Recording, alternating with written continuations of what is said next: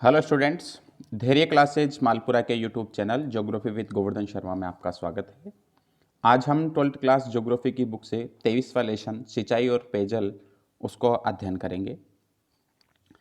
जल जो है हमारे जीवन में बहुत महत्वपूर्ण भूमिका रखता है। जल के बिना जीवन की कल्पना संभव नहीं है, ना जीव जगत की, ना जंतु जगत की और ना ही जो वनस्पति जगत है इसकी। बिना पानी के वनस्पति जो है इसका सृजन नहीं हो सकता, वनस्पति का विकास नहीं हो सकता। उसी प्रकार जीव जगत जो है वो भी इसके बिना जीवित नहीं रह सकता। जल है तो कल है, जल ही जीवन है। रहीमदास जी ने भी कहा है कि हमें पानी जो है हर समय रखना चाहिए। बिना पानी के सब सूना सा है, सूखा सा है। पानी के बिना ना तो मोती हो सकता है जो एक मछली या जो सीप के अंदर होता है, न मनुष्य रह सकता है और न ही कुछ खाने की हो सकता है। जल जो है एक संसाधन के रूप में है। संसाधन वो सब चीज़ें होती है जो भौतिक और रासायनिक गुणों से युक्त होती है।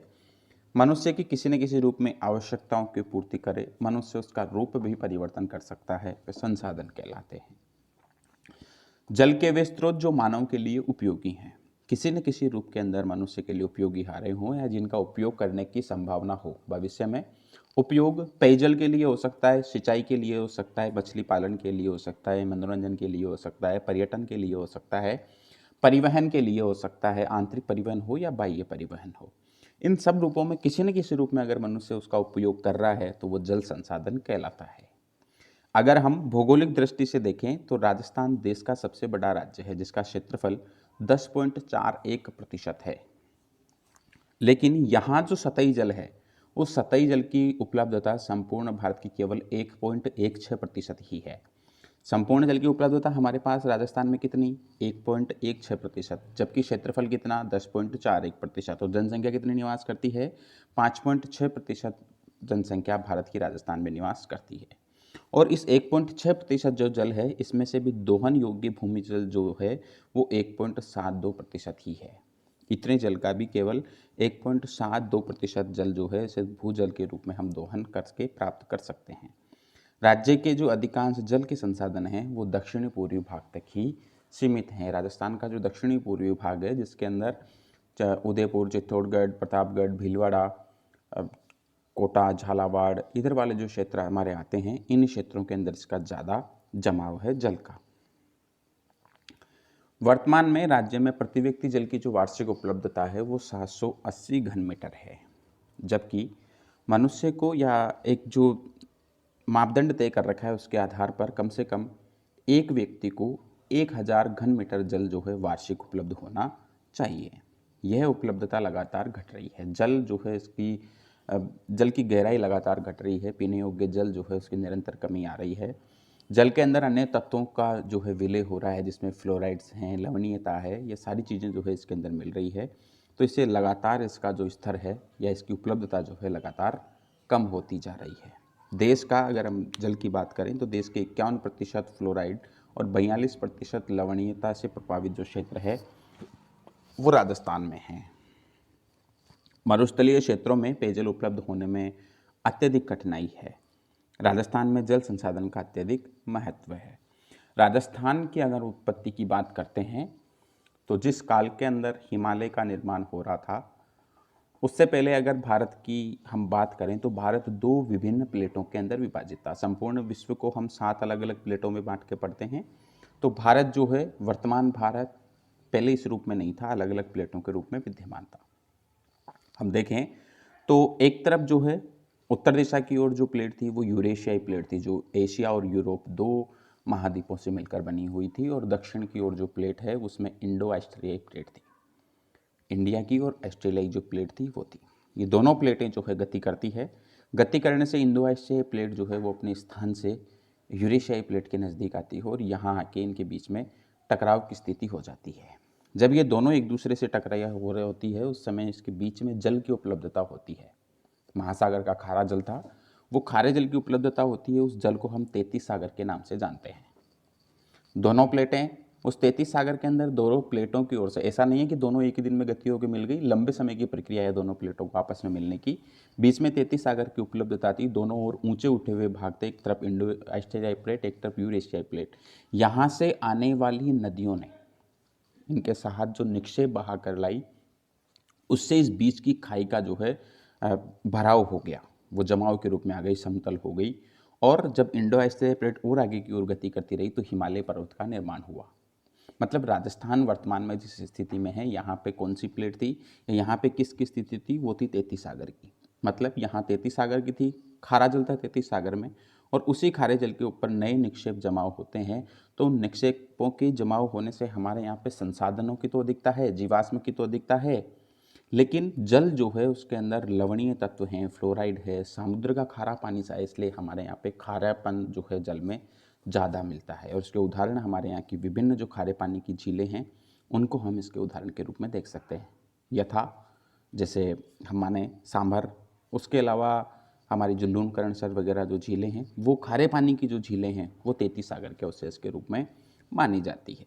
साथ ही एक प्रश्न ये भी उठता है कि अगर खारे पानी की झीलें तो कुछ मीठे पानी की झीलें भी है या चांदन नलकूप वगैरह है, तो उनको हम देखें तो वो जो चीज़ें हैं, जैसे राजस्थान के अंदर हम प्राचीन सलीला जो हमारी सरस्वती नदी है वर्तमान उसका अवशेष घग्गर नदी के रूप में है, वो राजस्थान के इस क्षेत्र से प्रभावित हुआ करती थी। राजस्थान का जो स्थलीय भाग है इसका उमंजन हुआ, निमंजन उमंजन दोनों की प्रक्रियाओं के माध्यम से या इसका उत्थान हुआ, तो उस नदी का जो है मार्ग परिवर्तन हो गया, वो अंतर सलीला हो गई। तो उसके कुछ अवशेष के रूप में अगर हमें जहाँ से मीठा जल मिलता है तो हम उसको उसका अवशेष मानते हैं। जिस प्रकार चांदन नलकूप जो हमारे जैसलमेर में है, थार का गढ़ा, मीठे पानी का जल का स्रोत, तो वो उसी के अवशेष के रूप में माना जाता है। लाठी सीरीज जो है वो भी उसी के अवशेष के रूप में मानी जाती है। तो मरुस्थल के अंदर पेयजल की तमाम कठिनाइयाँ हैं। हमारे यहाँ पे मरुस्थल है, मरुस्थल होने से जो है मिट्टी ज़्यादा है, जल अधिक गहराई में है, और है उसकी प्रकृति भी जो है लवणीय या फ्लोराइड से युक्त है। इसलिए राजस्थान के अंदर घी के महत्व से भी अधिक महत्व जो है जल को बताया है। प्रारंभ के हमने एक जो है कुछ राजस्थानी भाषा की कुछ पंक्तियाँ भी पढ़ी कि घी ढूले तो मारो कहीं नहीं बिगड़े, पानी ढूले तो मारो जियो झर जाए, पानी सूं फसलां फके, फल फूलां रो ढेर, पानी जद रूठे तो धरती पर अंधेर। बिना पानी के पृथ्वी पर उजियारे की कल्पना भी भारत राजस्थान वासियों ने नहीं की है। अब हम देखते हैं कि राजस्थान का जो जल है, हम इस जल संसाधन को किस प्रकार से अध्ययन करते हैं। राजस्थान का जो जल संसाधन है इसे हम दो रूपों में विभाजित कर सकते हैं। पहला जो है वो है सतही जल और दूसरा है भूमिगत जल। सतही जल वो स्रोत है या वह जो है सतही जल के अंदर सतही जल है जो पृथ्वी की सतह पर सरिताओं मतलब और नदियों में, झीलों में, तालाब, आर्द्र भूमियों जिसे हम नम भूमि कहते हैं या रामसर साइट्स बोलते हैं इत्यादि में पाया जाता है। इसे समुद्री जल, भूजल और वायुमंडलीय जल से अलग समझा जा सकता है।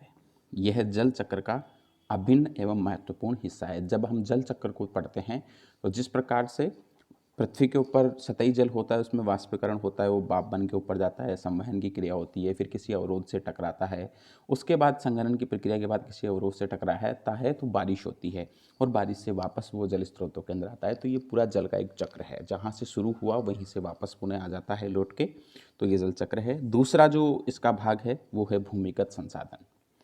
भूमिगत संसाधनों के अंदर भूजल या भूगर्भिक जल जो पृथ्वी के गर्भ के अंदर है, पृथ्वी की आंतरिक सतह पे हमें स्पष्ट दिखाई नहीं दे, हमें उसे किसी न किसी रूप में चट्टानों के बीच में से खोद के बाहर निकाला जाए तो वो भूमिगत जल है। भूमिगत जल या भूगर्भिक जल जो है धरती की सतह के नीचे चट्टानों के कणों के बीच के अंतराक्ष में या जो रंध्राक्ष होते हैं, बीच के जो उनके छेद होते हैं, बीच के अंदर जो गैप है उसके अंदर मौजूद रहता है।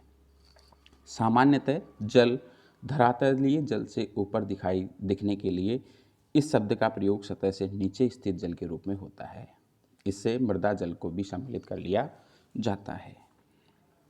इसके बाद अगर हम देखें तो सतही जल का अगर हम विस्तृत रूप से अध्ययन करें तो सतही जल धरातलीय सतह के ऊपर मिलने वाले प्रभावित व स्थिर जल को, प्रभावित नदियों में, सरिताओं में जो प्रभावित हो रहा है उसको, झीलों में और तालाब वगैरह में रुका हुआ है उसे हम स्थिर जल के रूप में सम्मिलित कर सकते हैं। तो जो जल मानव के लिए उपयोगी है वही सतही जल कहलाता है। सतही जल की उपलब्धता संपूर्ण भारत का मात्र 1.16% है राजस्थान में। अब इसके प्राकृतिक स्रोत कौन कौन से हैं सतही जल के? तो प्राकृतिक स्रोतों के अंदर तो इसमें नदियां हैं, झील है और तालाब है। वहीं कृत्रिम स्रोत की अगर हम बात करें तो नदियों के ऊपर अगर हमने किसी प्रकार से उसको बांध दिया, जल को किसी बांध में उसको अगर सीमित कर लिया किसी दीवार के सहारे, तो उसमें बांध का निर्माण होता है और उस बांध से विभिन्न दिशाओं की ओर जल आपूर्ति के लिए जो कृत्रिम मार्ग बनाए जाते हैं जल प्रवाह के, वो नहरें हैं। तो इस प्रकार कृत्रिम स्रोत नहरें और बांध हो गई, जबकि प्राकृतिक स्रोत जो हैं वो नदियाँ, झील और तालाब हैं। प्राकृतिक स्रोतों से नहरें निकालकर जल का व्यापक क्षेत्र में उपयोग किया जाता है।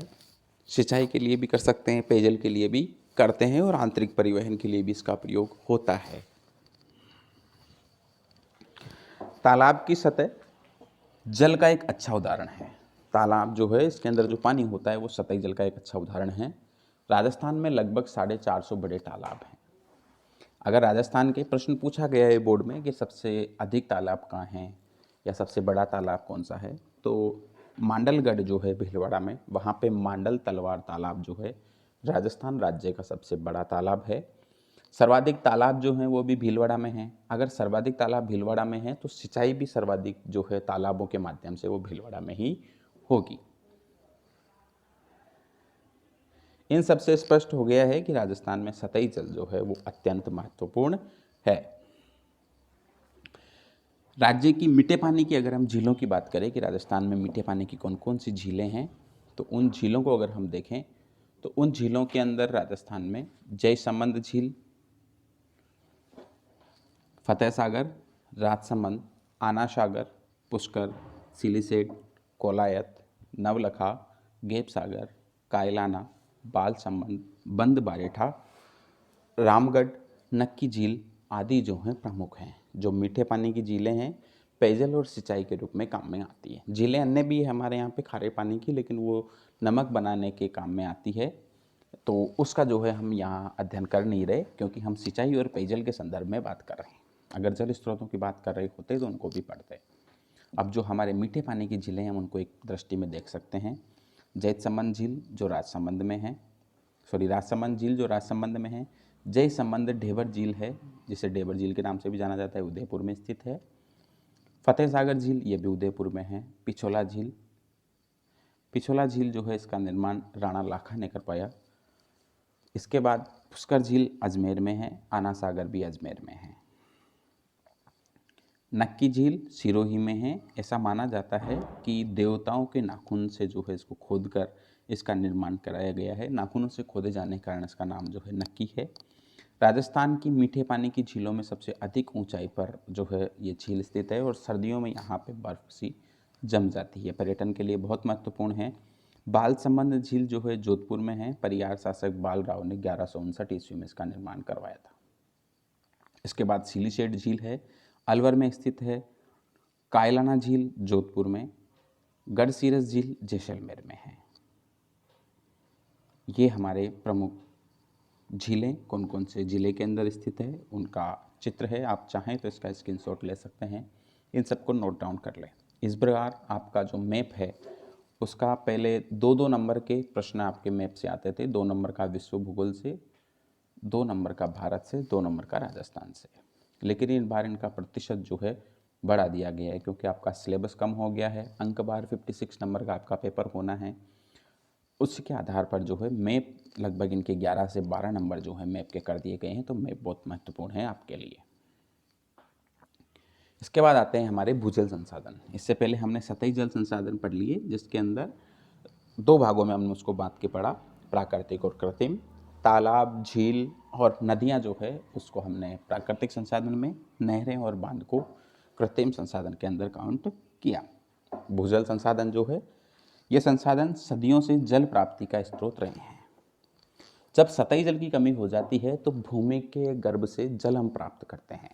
उस जल को प्राप्त करने के लिए कुएं बनाते हैं, नलकूप बनाते हैं, बावड़ी हो सकती है, विभिन्न तरह के जो कुंड वगैरह होते हैं इनका निर्माण हम करते हैं। जल को संरक्षित करने के लिए भी करते हैं इनका निर्माण, और भूमि से जल प्राप्त करने के लिए भी इनका निर्माण करते हैं। जिस समय वर्षा काल नहीं होता है, सतही जल की उपलब्धता नहीं होती है, तो पेयजल के लिए, पशुजल के लिए, सिंचाई के लिए इनके माध्यम से हम जल प्राप्त करते हैं। वर्तमान में राज्य में कुएं और नलकूप जो हैं, कुल सिंचित क्षेत्र का 70% भाग सिंचित होता है कुएं और नलकूप के माध्यम से। राजस्थान की लगभग 70% पेयजल स्रोतों का आधार भी जो है भूजल ही है। शेष 30% जो है वो सतही जल के आधार पर पूरी होती है। भूजल के जो स्रोत हैं इसमें सबसे पहले आता है कुआं। कुआं या कूप जो है जमीन को खोदकर बनाई गई एक संरचना है जिसे जमीन के अंदर स्थित जल को प्राप्त करने के लिए किया जाता है। जमीन में जो जल प्राप्त होता है, भूमि के गर्भ में जो जल होता है, उसे प्राप्त करने के लिए कुएं का निर्माण किया जाता है। कुएं के विभिन्न तरह के जो चित्र हैं वो हम देख सकते हैं। कुएं के अंदर इलेक्ट्रॉनिक मोटर लगा के, इंजनों के माध्यम से, या फिर जो रहट चला के, डेकुती के माध्यम से किसी भी रूप में जो है हम जल प्राप्त करते हैं। नेक्स्ट आता है नलकूप। नलकूप का मतलब है कि कुआं जो है उसी का रूप मान लीजिए। कुआं अधिक चौड़ा होता है, जबकि नलकूप जो है एक सीमित क्षेत्र में होता है, छोटा होता है ये। जब धातु के नलकूप जमीन में इतना दसा देते हैं कि वह जल स्तर तक पहुंच जाए, तो इस प्रकार नलकूप का निर्माण होता है। नलकूपों पर मशीन चालित पंप लगाकर इन्हें निकाला जाता है। मशीन चालित जल जो है इसमें इलेक्ट्रॉनिक भी हो सकता है और हस्तचालित भी हो सकता है। हैंडपंप जो है वो हस्तचालित है, और इलेक्ट्रॉनिक आधार पर चलने वाली जो है विभिन्न तरह की ट्यूबवेल, समर्सिबल या मोटर्स हैं। इसे जो है पीने के और सिंचाई के रूप में हम काम में लेते हैं। जल संरक्षण आवश्यक है, क्योंकि जल का अगर हम उपयोग कर रहे हैं, राजस्थान जैसे राज्य के अंदर जहाँ जल की पर्याप्त उपलब्धता नहीं है, तो वहाँ जल का संरक्षण आवश्यक है। संसाधनों का विवेकपूर्ण ढंग से रख रखाव, उससे उस संसाधन की हानि न हो तथा व्यर्थता को रोका जा सके, यह प्रक्रिया संसाधन संरक्षण कहलाती है। और इसी प्रकार जल का हम विवेकपूर्ण तरीके से उपयोग करें, उसका रख रखाव करें, उसको हानि से बचाएं, उसकी व्यर्थता को रोकें, तो ये जल संरक्षण है। राजस्थान में जल संरक्षण की कई विधियां हैं। राजस्थान जो है यहाँ पे परंपरागत कई विधियां हैं जल के संरक्षण की, कुछ आधुनिक विधियां भी है। प्राचीन समय के अंदर जब अकाल की स्थिति होती थी, राजे, महाराजे, सेठ, साहूकार, सामंत वगैरह जो होते थे, लोगों को रोजगार प्रदान करने के लिए जल के संरक्षण के लिए विभिन्न तरह के तालाब, झीलों का, कुंड का, कुओं का, बावड़ियों का, जोहड़ का आदि का निर्माण जो है करवाते रहते थे। तो राजस्थान में खडीन, कुंडी, कुई, नाडी, जोहड़, तालाब आदि जो हैं जल संचय और जल संग्रहण की परंपरागत विधियां हैं। सबसे पहले अगर हम देखें तो जल संरक्षण जो है इसका उद्देश्य पानी को रोकना नहीं है, बल्कि भूजल को नीचे भरण करना है ना। इसके अंदर सबसे पहले जो आता है जल संरक्षण की विधियों में वो है खडीन। खडीन जो है जल संरक्षण की परंपरागत विधि है और इसकी बहुउद्देशीय व्यवस्था है। खडीन का निर्माण करने से पहले हम क्या करते हैं कि जिस ढलानी क्षेत्र के ऊपर खडीन का निर्माण करना है, तो वहाँ खडीन जो एक प्रकार से अस्थायी तालाब के रूप में बनाया जाता है। जहाँ ढलान होती है वहाँ तीन तरफ पत्थरों से, मिट्टी से जो है दीवार बना दी जाती है, वहाँ जल रुकता है और उस खडीन के थोड़ा सा आगे जो है एक छोटे कुएं का निर्माण कर दिया जाता है। तो खडीन से पानी जो है भूमि के अंदर जाता है और वहाँ से रिस के उस कुएं में आता है, एक प्रकार से फिल्टर हो जाता है वो, और उस पानी का उपयोग जो है पेयजल में करते हैं। और इस खडीन जो है इसका निर्माण 15वीं शताब्दी में जैसलमेर के पालीवाल ब्राह्मणों के द्वारा डिजाइन किया गया था। यह प्रणाली प्राचीन समय में उर, जो वर्तमान में इराक है, वहाँ के लोगों के द्वारा सिंचाई में काफ़ी मिलती जुलती है। दूसरी जो विधि है वो है बेरी। कुएं का छोटा रूप होता है, चौड़ाई इसकी कम होती है, गहराई भी इसकी कम होती है। ये किसी जल स्रोत के पास इसका निर्माण किया जाता है ताकि उस जल स्रोत का जो पानी है वो रिस के कुएं में आए और यहाँ से जो है इस कुएं के पानी का पेयजल के अंदर उपयोग कर सके। इसकी गहराई जो है वो औसत 50 से 60 फीट होती है और चौड़ाई 5 से 10 फीट होती है। और इसका जो अंदर से ज़्यादा चौड़ी होती है, इसका मुंह जो होता है वो तो और भी सकरा होता है, 3 से 5 फीट का होता है, जिसमें बाल्टी वगैरह आसानी से चले जाए, ज़्यादा धूल वगैरह इसमें जाए नहीं। उसके बाद आती है हमारी विभिन्न तरह के कुंड और बावड़ियाँ। हम चित्र के अंदर टोडा राय सिंह की बावड़ी को देख सकते हैं, हाडी रानी कुंड को। चांद बावड़ी जो आभानेरी दोसा में है उसको देख सकते हैं। विभिन्न तरह के चित्र हमें इसमें दिखाए गए हैं और जो हमारी प्रणालियाँ हैं प्राचीन समय की उनको भी हम इससे देख सकते हैं। इसके अंदर जोहड़ है, नाडी है और कुछ जल स्थल की तालाब हैं और कुछ ऐप जो स्थायी है जल का रोकने का, पुनर्भरण का, वो स्रोत इसमें दिखाए गए हैं। ये इस प्रकार है। जो ऊपर वाला चित्र है वो टाँके का है और नीचे वाला जो चित्र है वो जल स्रोत के संरक्षण का दिखाया गया है।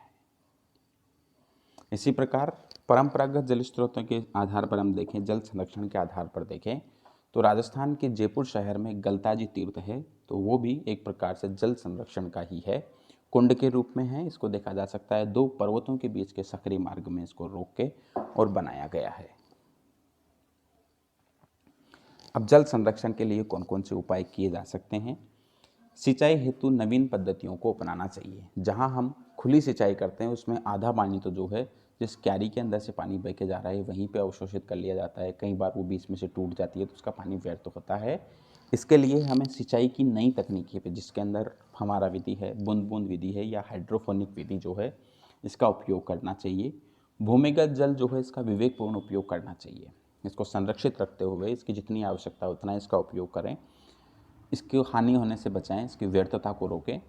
तो ऐसा हमें जल संरक्षण के लिए करना चाहिए। वनस्पति के विनाश पर नियंत्रण रखना चाहिए। वनस्पति का जो विनाश हो रहा है निरंतर रूप से, विकास के नाम पे जो वनों को हम काट रहे हैं, उनकी लकड़ियों का हम उपयोग कर रहे हैं, उससे वन्य जीव तो प्रभावित हो ही रहे हैं, लेकिन हमारा पर्यावरण निरंतर रूप से प्रदूषित हो रहा है। पर्यावरण प्रदूषण होने से जो तापमान है वो बढ़ रहा है और अधिक तापमान के कारण वर्षा जो है, वर्षा ऋतु अल्प समय की होती जा रही है और बारिश कम हो रही है। इससे जल की उपलब्धता कम होती है। साथ ही वन जहाँ होते हैं तो वहाँ पे वायुमंडल के अंदर आर्द्रता वो बना के रखते हैं, तो वो बारिश को आकर्षित करते हैं।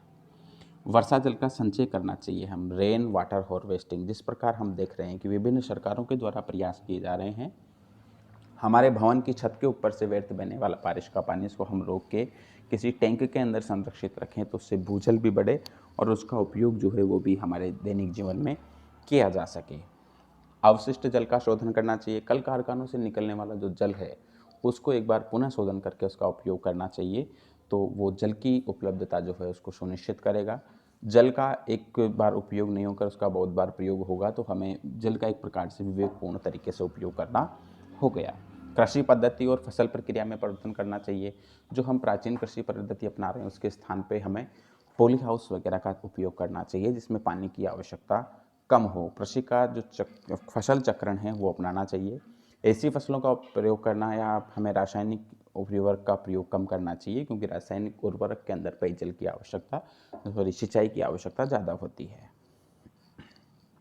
छोटे तालाब, बांध और एनीकट का निर्माण करना चाहिए।